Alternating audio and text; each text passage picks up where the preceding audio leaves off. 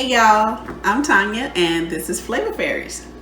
So today we're going to do appetizers. We'll start off with the Caprese bites. So it's basically just grape tomatoes, mozzarella balls, and basil with a balsamic vinegar reduction.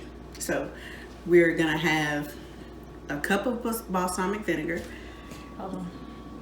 We're gonna take the vinegar and put it on the stove and for about 15 minutes on simmer to reduce, which is actually gonna sweeten it. And we have 1 pack of grape tomatoes, 1 pack of mozzarella balls, and a pack of basil. You really don't need that much basil. You'll see as we go along.